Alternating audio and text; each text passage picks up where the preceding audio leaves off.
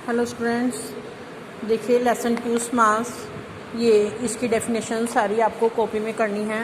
ये आपकी डेफिनेशन है, यहाँ पर सारी परिभाषाएं देखिए। फर्स्ट, समास किसे कहते हैं?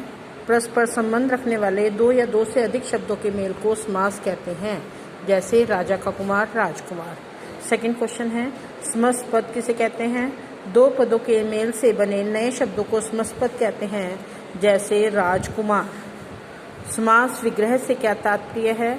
समस्त पद के सभी पदों को अलग अलग करना समास विग्रह कहलाता है, जैसे राजा का कुमार।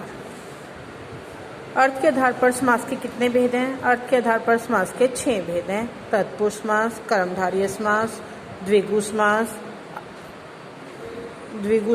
द्वंद्व समास, अव्ययी भाव समास और बहुव्रीहि समास। नेक्स्ट क्वेश्चन देखिए। तत्पुरुष समास में समस्त पद का विग्रह करते समय किसका प्रयोग होता है?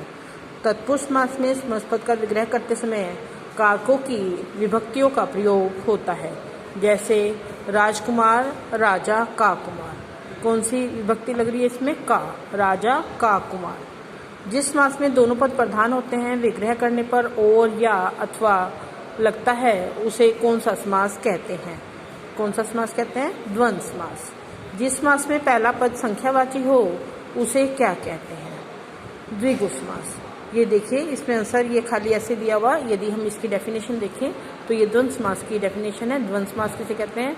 द्वंद्व समास जिस समास में दोनों पद प्रधान होते हैं तथा विग्रह करने पर और अथवा या लगता है, उसे द्वंद्व समास कहते हैं। ये आप द्वंद्व समास हेडिंग डाल के इस तरह इसकी डेफिनेशन बना के भी लिख सकते हैं। द्विगु समास, इसके आगे लिखिए परिभाषा। जिस समास में पहला पद संख्यावाची हो, उसे द्विगु समास कहते हैं।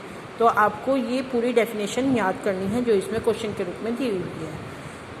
कर्मधारय समास परिभाषा, जिस समास में पहले या दूसरे पद में विशेषण, विशेष्य या उपमेय उपमान हो, उसे कर्मधारय समास कहते हैं।